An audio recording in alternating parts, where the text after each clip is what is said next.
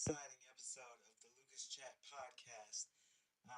We do have a lot of stuff to talk about, and I'm very glad to be doing the podcast this weekend. I know I missed a couple of weekends for the podcast and the weekend vlog. As you guys can see on my YouTube channel, we are just really busy with a lot of stuff that's going to happen. Uh, via this weekend, we have a lot videos such as the weekend vlog and the room tour for the summer. So a lot of stuff going on here for today. So we're gonna go ahead and get started with the podcast. I don't want to bore you guys too much on this. Um, of course, I did say in the weekend vlog show, I said we were gonna do a PlayStation One game look at, but we're actually gonna do PS2 because I didn't really play so much of PS1. I mean, I played a little bit of PS1, but we want to do a PS2 instead. And that's just something we didn't do yet, so we might as well just do a PS2. So we have a lot of things to talk about. So let's get started on with the course. As you guys can see, the first game is Black. That's just the name of the title, Black for PS2, and that's the game. That's the game title. Now this is a first-person shooter, uh, sort of almost like the Call of Duty series, but a little bit different. Now, I like to pull. First, I like to talk about my take on the game, and then I like to pull other reviews from IGN and IMB, I think, reviews and MechaStar reviews and stuff like that, and other people's reviews that's around the world. So my take on the game, I really did enjoy it for what it was back in the day. That's one of the first games that I played with the first person shooters. That was actually the first game I actually played before I started playing Call of Duty of all times. Um, this game really is exciting to play. Uh, it's a good storyteller, really, to me. It's a little bit different. It can be a little bit difficult in some levels. I know there's this one level where you're walking through the forest and you have enemies left and right and left and right. So we're gonna try to, and we have people here at K.L.P Studios. We're trying to skip over the storyline and really get to the gameplay because I know this is probably, I think this one's like 7 minutes. I believe it is. Yeah, 7 minutes. So this one's actually quite quick. So of course, IGN says that this game is an 8.7 out of 10, meaning great. That's really good to have for a PS2 game. To just have great. I mean, um, does this game deserve great? Yeah, it does. In my opinion, it really does deserve great because it's really one of those high fast first person shooters, just like in the Call of Duty series, you'll see it, and you see a lot of just types of elements into this game. Uh, and I'm just reading the reviews here now. A lot of people can sort of co-start this game up with the first Killzone game that was released out for the for PS2. Of course, Call of Duty finest hour. That was back in the day. And I just like this game for what it is. I like it. It's tricky, but it's fun to really get into.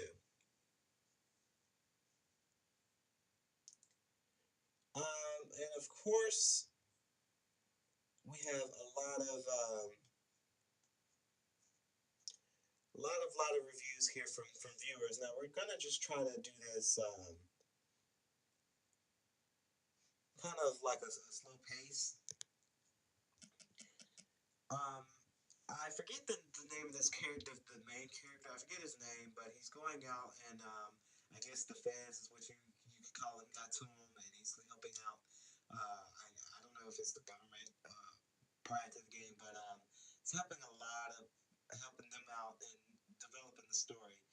Um, this game here can be really quick at some turns, so you have to be sort of a fast paced type of player. You have to be really quick with this game. It can get a little fast paced, and it can get a little bit too difficult for you guys. But um,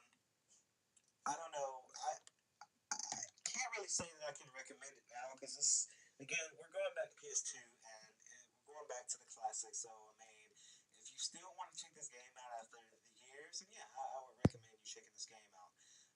But I mean, if it's, I mean, I probably won't check this game out ever again because it's all about the next gen consoles. But this is also a game to really play. I guess when you're bored, you can play this and you can really get into it. Of course, you have a lot of standard weapons, which is kind of unique. Every weapon is unique in this game. You won't find any weapon that does the same old thing, and that's kind of why we should pull. Well, I guess back in the day, Call of Duty series. It seemed like to me when I played the old Call of Duty, it seems like all the games, all the guns were the same, all the weapons were the same. But now you have it where it's Call of Duty Advanced Warfare is out, and you have a lot of new weapons, and you have exosuits, and you have a lot of those different elements into that game. So they're really trying to spread their wings out and fly with that. Um, as I see in Black, I see a lot of different weapons, a lot of different elements, which is also good to add to a first-person shooter. I think all games should do that. Um, I really don't see I really don't see that much in the Killzone series. I see that the same weapons does the same thing, and that's just in my eye. And that's just what I see from experience. I know some gamer out there may be commenting on this podcast and probably think different. Guys, please, if you feel a different comment than what I said, please comment below. We can have a nice, calm debate about it. I'm willing to do that. Of course, this podcast is via YouTube, of course, Kevin Lucas, and also on the website at www.lucasnetafora.wings.com/KLPC. So, for all of you guys who are not watching this via YouTube, you're watching it via the website. Thank you for staying tuned for this podcast. Um, but back what I was saying. I don't in Black. I see a lot of different weapons, and I see it as this is just a really good basic shooter. Now, I really do think they should make more series like this. This is kind of well, every game development's problem is that they don't really develop enough storyline to make sequels. I know a lot of sequels, like of course you got Call of Duty. They're doing a lot of sequels. Um, as far as Black Ops 3, that's going to be coming out soon. You guys can expect an LP of that. We are very. We're looking forward to doing an LP of Black Ops 3. Um, and then you have Killzone that does like they're okay. I mean, they're not like Call of Duty by far, but they're different. And I guess in a good way. So give it up for Black, yo.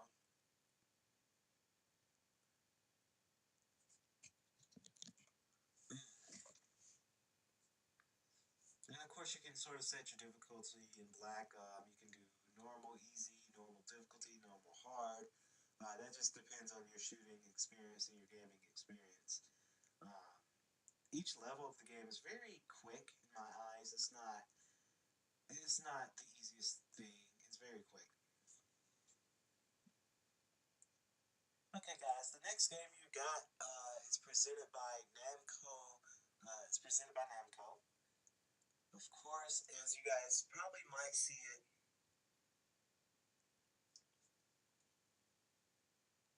you guys are getting. I want you guys to see what the game is first before I start, talking about it.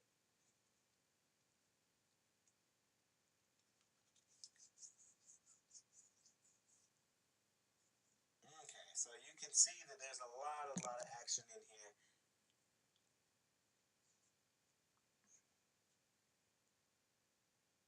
As you guys can see, it's Tekken 5. Of course, Tekken is another neat series that I really enjoy playing, and I actually do have Tekken 5 for PS2.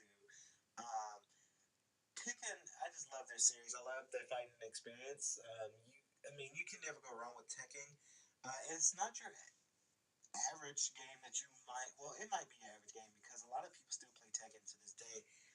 Even I do, and I really do love it where they got to the point where they did a cross series with the Street Fighters, Street Fighters Cross Tekken, and that's also for it's out for 360.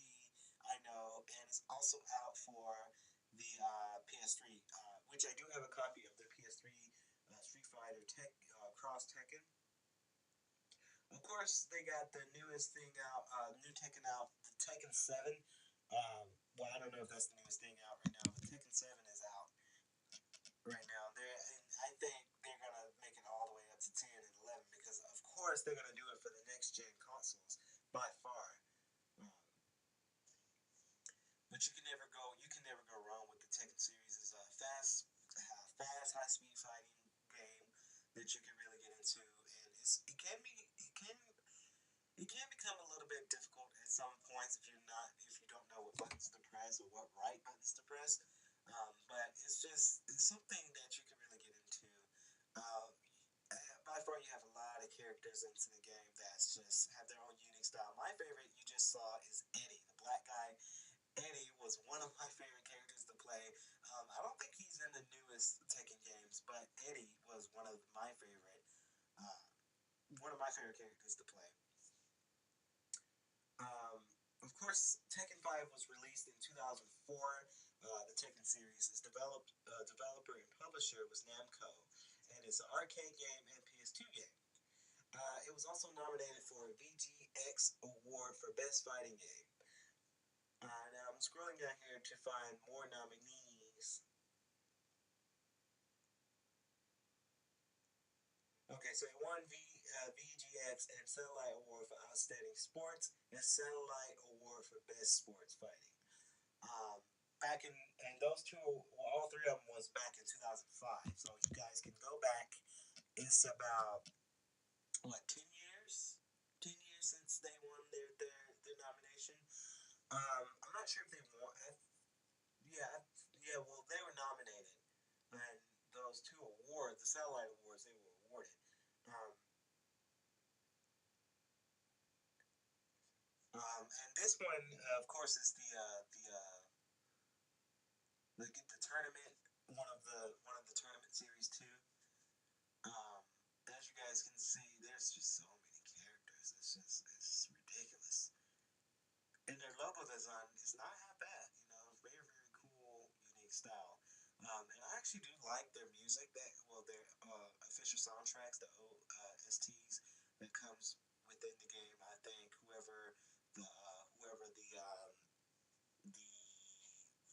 the music maker, whoever that was, did an outstanding job on some of their songs for some of their music for the stages. They're really really nice and soft and like something that you could really download via iTunes and just listen to. Like if you're driving somewhere, you can listen to it. You know, um, I think that guy's name is King. I think it is the half human half tiger guy. He's also one of my favorite. Well, he was also one of my favorites to play as because he just looks funny and it looks very very interesting.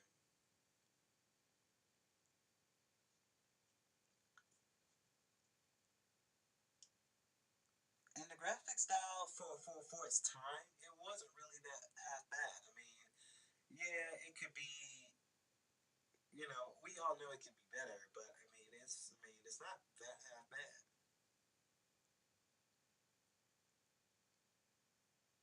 Not that half bad.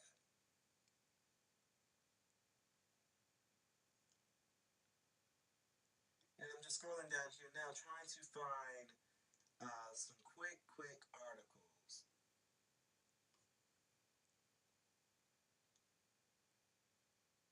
And they also had the Tekken from 1995. I remember seeing that.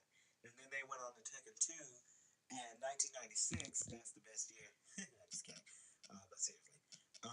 You got 1996, and then you have Tekken, the motion picture, in 1996. And of course, Tekken 3 in 1998. Then you have Tekken Card Challenger 1999. Then you have Tekken Tag Tournament 2000s. Then you have Tekken Advance for the Game Boy Advance 2001. Tekken 4 2002. Um, Tekken 5, of course, 2005. This is the one that you're watching. Tekken 5, a different series, Resurrection 2006. Yeah, Tekken 6, 2009. As it starts to get better, the graphics start to get better. Tekken 3D Prime Edition, 2011. I think that was for the 3DS. Tekken Hybrid, 2011. You have Tekken Live Action Film Movie, 2011. And the game that I also have, Street Fighter Cross Tekken, 2012. Tekken Tag Tournament 2, 2012. Tekken Tag Tournament Wii U Edition, 2012. And it goes on and so on and so on.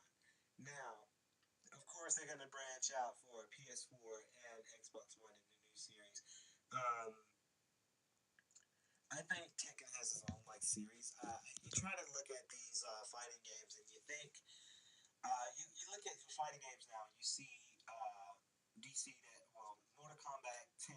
You know, the creators of Mortal Kombat that did Injustice. You know, you think why don't they not do that for Tekken and for Marvel? I think they should because I really do love I love the story modes and story styles that they have in they had an Injustice and the Mortal Kombat, so I think they should bring that element also to Tekken and also to the Marvel superheroes. I think they should do that in the near future because why not? You know, why not? I enjoy those Injustice and Mortal Kombat. The storyline's just great. The gameplay is just great, and like different elements that they have, and they especially, if not for Marvel, do it for Tekken. You know, but it can. I think it can be hard to get into. It can be hard to get into that series if it's not like more like DC. Their fighting games is a sort of a dependent clause. So they, of course, they can branch out to Mortal Kombat and the creators from them. But Tekken has its own series, so you got to look at, will Tekken the series sell their rights to the creators of Mortal Kombat to allow them to do the series just like Injustice and just like Mortal Kombat, just with Tekken characters. Um, I think for the PS Vita, I think they should make a game for the PS Vita, just because it was PlayStation, and just because we actually do need more games for PlayStation Vita. There's not many games for PlayStation Vita, and that kind of really upsets a lot of the PlayStation Vita holders, especially me because I do have a PS Vita, and for it to not have a for it to not have a lot of games, it's kind of disappointing because it's like you put a lot of money into uh, even though this is a handheld console, you put a lot of money into this console and not have games for it, and that's be a waste of money, and a lot of people won't want to buy it. So that's why I think they should do also for Tekken series to keep their image up. Even though it's hard, I mean, their last game was in 2012, and it's now 2015, and it's like, okay, what Tekken doing? But we don't know if they're working on a project for the next gen consoles like PS4 or 360 or the Wii U or PS Vita, because those, or even Nintendo 3DS, those are the next gen consoles. Um, but I do think um, they could they could come back with the last gen consoles like PS3 and 360. So everyone, give it up for Tekken. All right, everyone. I hope you guys did have been enjoying the podcast PlayStation 2 talk today. This is the Lucas Chat podcast. Now on to our third and next to the last PS2 game, and you guys can pretty much guess it. It is the Sly Cooper, Sly 3, Honor Amongst Thieves. Now, let me just say that this Sly Cooper game is one of the, besides the newest one that they did, because I did like the newest one for PS3, Sly Cooper Thieves in Time, but uh, to reference back to the production company Sucker Punch, because Sucker Punch doesn't really do the Sly games anymore because that's all Sanzaru Productions now. But out of the Sucker Punch productions, Sly 3 has to be one of my favorites. Beyond all three of them, the third one is my favorite one. Of course, nowadays for the PlayStation Vita, they really hit a good hitch on this. For the PlayStation Vita, they have all three games, the collector's edition HD remastered for the PlayStation Vita. For all of you guys out there, you guys can purchase it for $20 at GameStop right now. You just go to GameStop and you see it'll be like $20 some GameStops offer it for 30, but I got mine at 20. So uh, very very awesome deal. In my opinion, you get 3 games for $20. Kind of awesome. But anyway, back to Sly Cooper. This is one of my favorites. This storyline really makes sense. It's really comfortable to play in this game. I really do enjoy that they added the livestock in this, and I know they do this for the newest one from PlayStation 3. But back when the first one came out, I really didn't enjoy where Sly he get hurt one time, then he's dead, then you got to start all the way back over, and and that kind of makes me mad when I was playing the first one. I didn't really like it. Um, the story of it when I first knew Sly is we had a friend come over our house one time, and of course that was back then, and that's when PS2 was cool, and he played Sly 3, and we was like, okay, what game is this? This looks fun, and he's like, yeah, it's Sly. You ever heard of Sly? And I was like, no, because back then Sly 3 just had came out back in the day, and I started playing it with my friend, and it was really awesome to play. I think, in my opinion, even the third one they should have added. Well, even though they did added a multiplayer version of Sly and Carmelita flying the plane and cops and robbers, that's really cool for like a mini game. But within the story mode, I think they should have added a multiplayer function.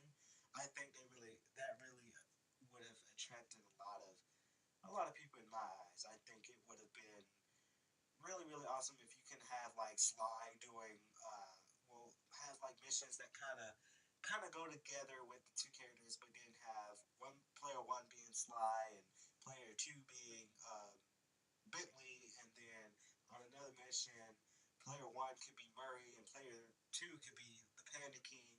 I think they should have added that even for the third one. I think they should have added it, but it wasn't my company at the time. They were just focusing on the one person, one player type thing. But I think that really would have been cool for some of the missions. Um, and like I said before, I did like the third one. I had a livestock because this game can get a little challenging at times. You have to be real careful, and for you to mess up and get hit one time and you die, that's it. Game over. You got to start all the way back over. That's the one portion I didn't really like. Um, uh, Within the first Sly. But this one got better. The graphics to me got better in this one. It's really really good in PS3 version, guys. Um, that was Sly Thieves in Time PS3 version. That was one of the first PlayStation 3 games that I have got. One of them, because at the time that game had came out, and PlayStation 3 version of Sly it got better. It got more easy. But they did announce a lot of ancestors of Slice, just like the first one. They said about Tennessee Kid Cooper and Ryoichi Cooper. I mean, they talked about it in the first one, and found out you can play as them in the fourth Sly. Then very very exciting to see those elements put together. I think Cenzaro Productions they did a really good job on Sly. I didn't think they butchered him, and that's kind of a hard thing when you have a production company that does video games, and then they say, okay, we're not taking over this product anymore. We're gonna have another production company come in, take over, and then that other production company ruins the whole image and ruins the whole style of the game. So that's really hard to come by. When even in today, they try to a lot of people have like different companies come in and work on the same brand name, and then they mess it up, and then it's different, and that's kind of in comparison. That's kind of a now. I really did like the Big Red Button Entertainment with Sonic Boom, but it's kind of the same element where you had Sega and Sonic Team doing Sonic for years, and then you had Big Red Button come in and redesign Sonic, and a lot of fans were mad about his new redesign. Really didn't like his new design, and just didn't like it at all. And in my opinion, I did like Sonic Boom. So but a lot of people didn't, and that's kind of a hard thing to come by when you try to have these other companies come in and work on different elements. And I was just trying to compare that to Sucker Punch Productions and Cesaro Productions with But I think they really did a nice handoff. I think, they, of course, you have to redesign because you can't.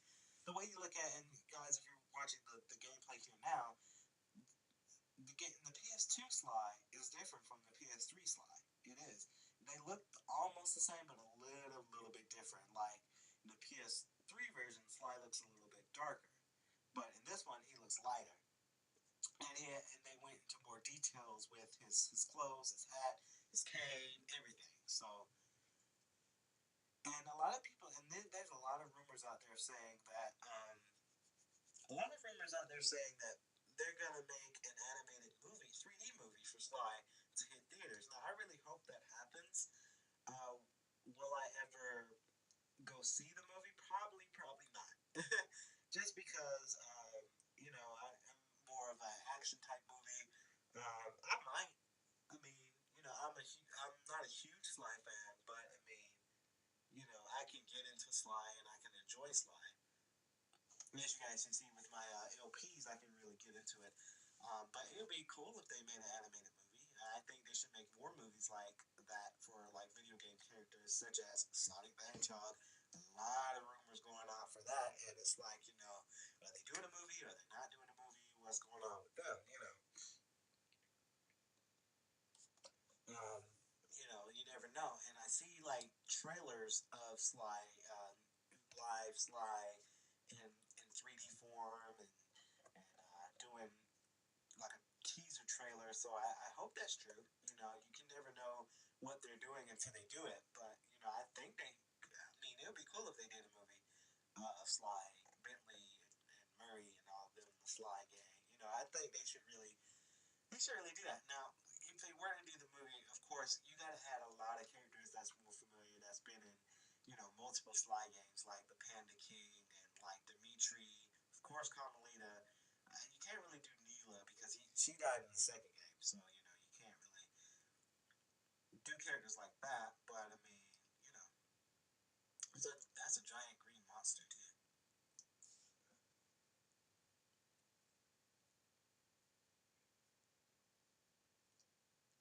And like Penelope too. I forgot about Penelope. Turns out, if you guys didn't play Sly, here's a spoiler alert. Penelope is actually a bad guy in the PS3 Sly. That's a spoiler alert for all of you guys out there. Uh, who knew? uh, so I really think they push forward to the Sly franchise. I think it's a huge franchise to me. I mean, a lot of people still play it. Um, I know a lot of people who grew up with Sly still play, Sly 1, 2, 3, and 4. Uh, will they ever do a fifth Sly? I think they should. Um, I think.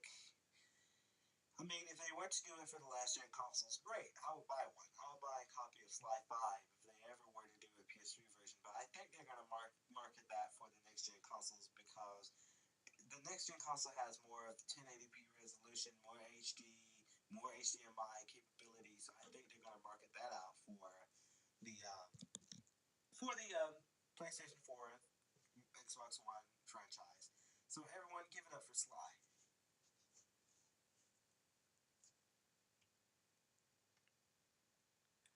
And I hope you guys have been enjoying the podcast so far. We're almost close to our ending close for the podcast now.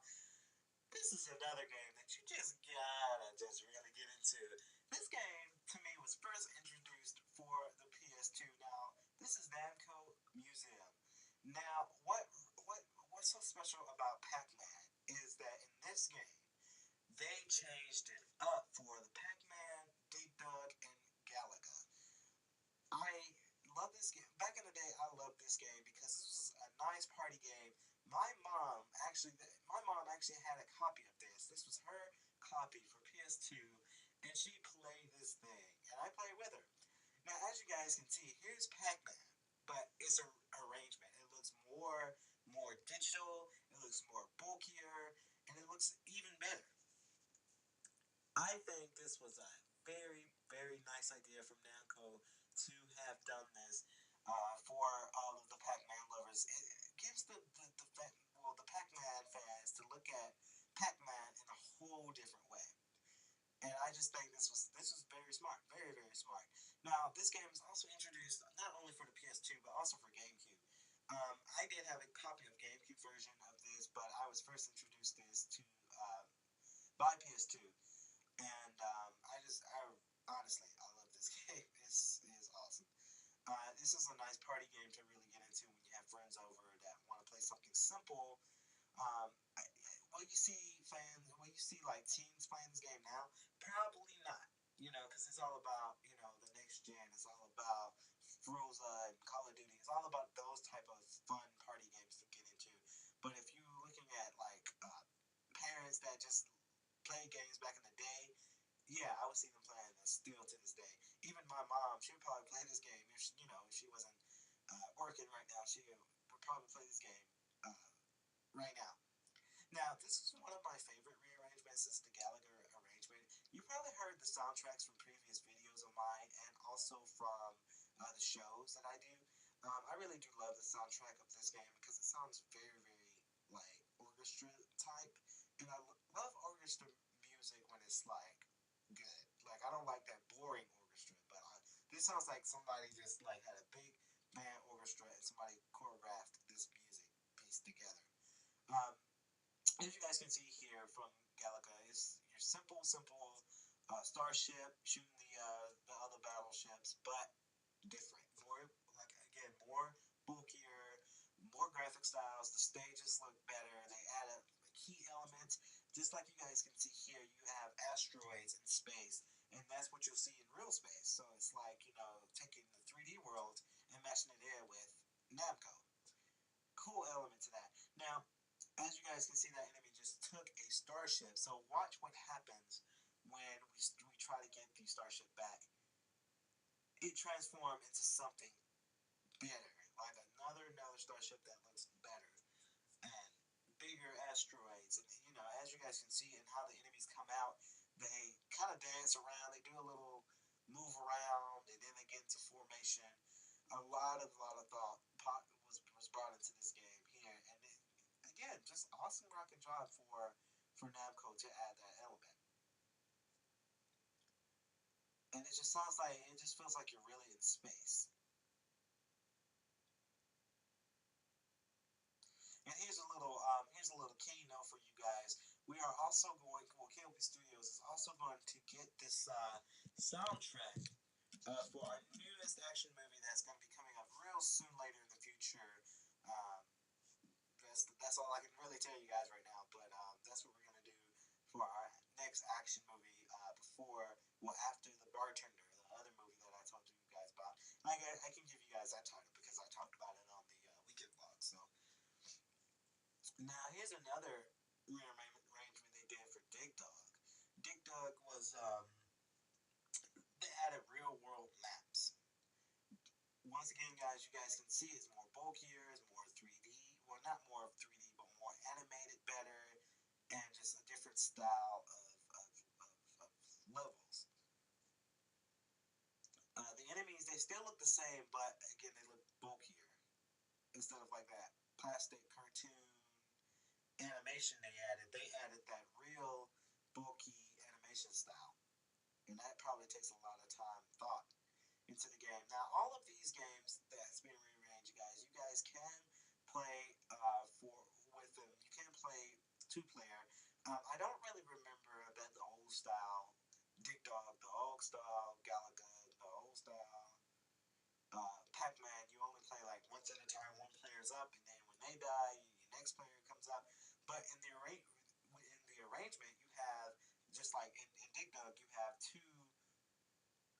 two of the guys, like you have player one, player two. They teaming up, trying to kill these monsters, um, all at the same time. Instead of waiting until somebody dies and then have to start over the map, and then you come in, they're all there at the same time. And it's the same thing with the Pac-Man rearrangement. One Pac-Man, you can be the orange one, and then the second player could be a green Pac-Man. And that's kind of the same with the Galaga. You have two starships duking it out all at the same time instead of having one starship when they die, the next starship comes. Now, the one thing though they didn't really add to it, and I'll talk about it once we get to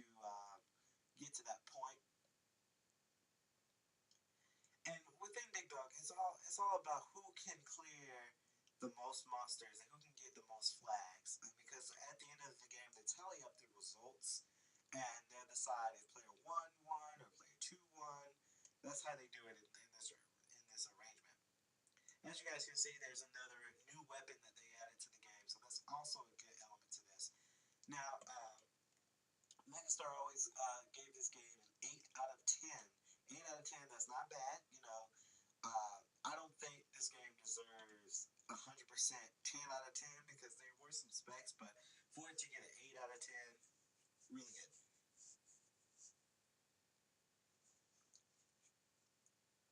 Really, really good. Now, another thing, and this is just your original pole position.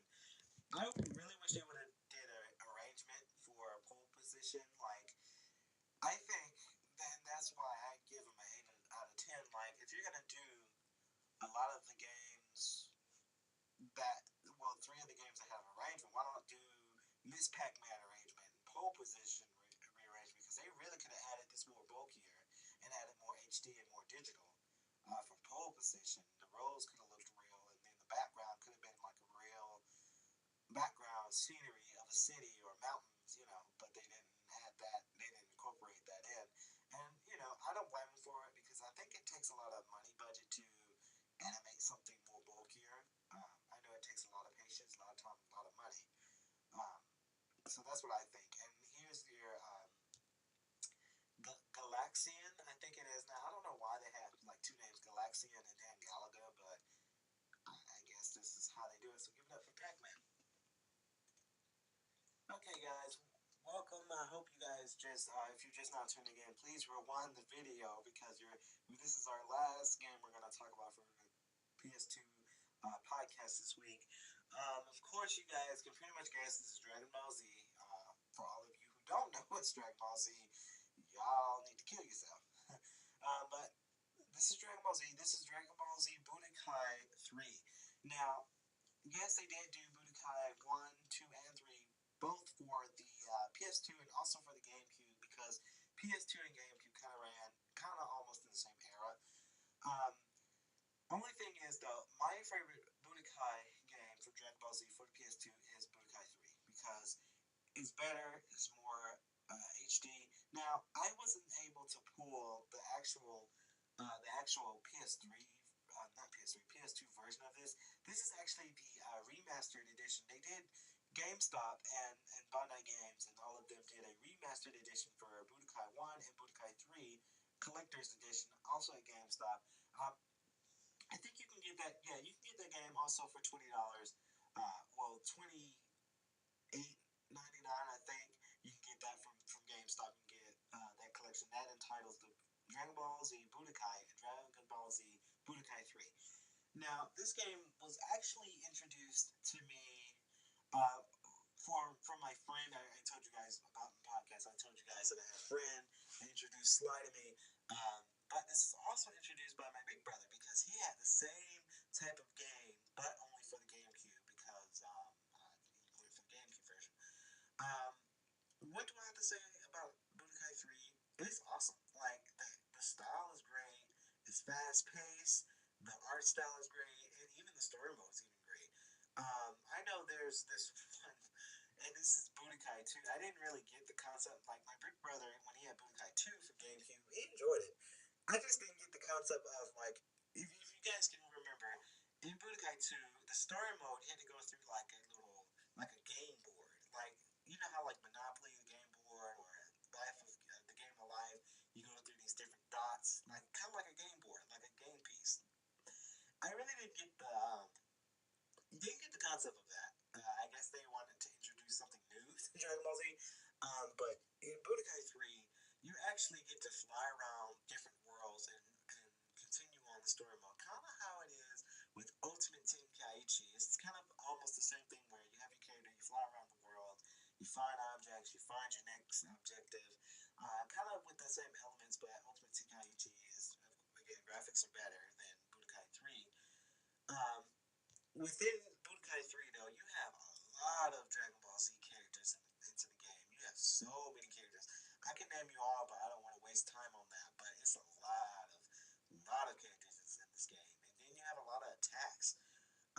This is when they were first kind of introducing the Super Saiyan 4 era of both Goku and Vegeta and the Dragon Fist, as you guys can see in the gameplay here. Um, like one of my favorite Dragon Ball Z games for this time era because it was just better. And as you guys can see, look at all these characters.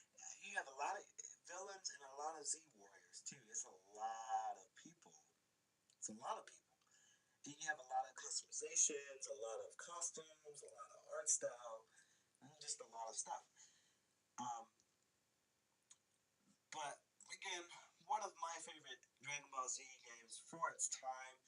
I think this is one of the best for those three Budokai eras. The third was the best, and you know what's funny? Number three in video games, just like Sly 3, Budokai 3, number three is always the best game to play, better than the other two. Now I don't know, maybe it just be how time era and they're making things better, but the third one's always better, you know. And just like it's always the last series too, because if you go back for Tekken, the last HD Tekken game that I liked was Street Fighter Cross Tekken, because the art style and the fight mode. Uh, and they're still doing a lot of Dragon Ball Z games are out right now, and I know um, Dragon Ball Xenoverse, I think is how you pronounce it, one number three for our website. So they're really doing a lot of new Dragon Ball Z games out there now. They're still going, they're still going. Now I do have the Dragon Ball Z Battle of Gods. That's a good game. I would invest in that because it's interesting. It's not hard to play, but not easy. That game, it's a little bit different, but it's fun to play. It's fun. I played it. It's fun. Um, you can never go wrong with Dragon Ball Z because I grew up with Dragon Ball Z a little bit. If you guys knew my big brother, he can tell you all about it. But I kind of grew up with it because he watched it, I watched it. It was interesting. I got into it, and it's also anime, so I kind of got into it. I started investing games in it, and I played it. Um, Dragon Ball Z Battle of Z, actually, that's the name of the game. That's the only Dragon Ball Z game I have other than Ultimate Tenkaichi.